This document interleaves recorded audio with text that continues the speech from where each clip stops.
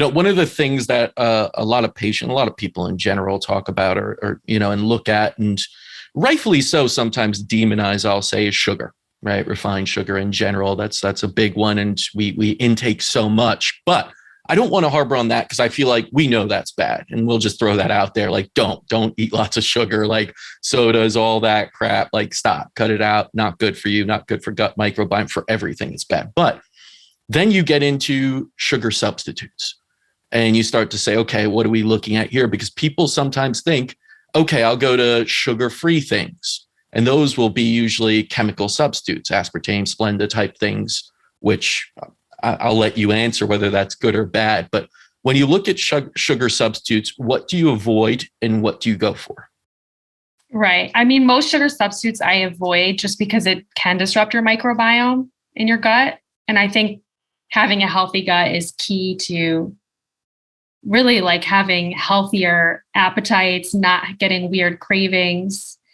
Like for instance, like even like the sugar alcohol sometimes can give some people GI distress. Yeah.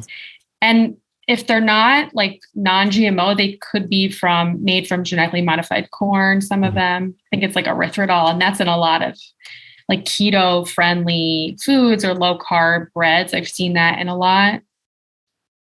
So, I mean, they wouldn't be my favorite. They wouldn't be my go-to. I still choose like a raw honey because of the benefits of eating honey. And I think in general, like you shouldn't be eating that much sweets unless it's like in its whole food form, like fruit.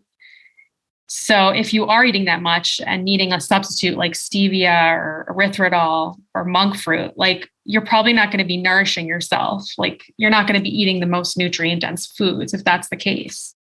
Yeah. And I mean, that's the thing. It's like we have this need to replace something. So we see like sugar gets replaced with, Splenda, right? And then even things like I've noticed like cigarettes get replaced with vaping. It's like, it doesn't mean it's good. We're still replacing bad things for bad things here. These are not healthy actions. And that's what we got to realize, because I think too many of us are like, well, it's healthier, we say. Yeah, it's still unhealthy, guys. Like, let's be serious here and if it's unhealthy, you're leading yourself towards chronic disease. That's just the truth of it. So cut that out. And I'm not against steps towards health, right? If you're going from, soda to like, some kind of natural juice to then water, that's okay, right? I think there are, like you said, don't be overwhelmed by cutting everything out and going to fasting just with water and lemon juice or something.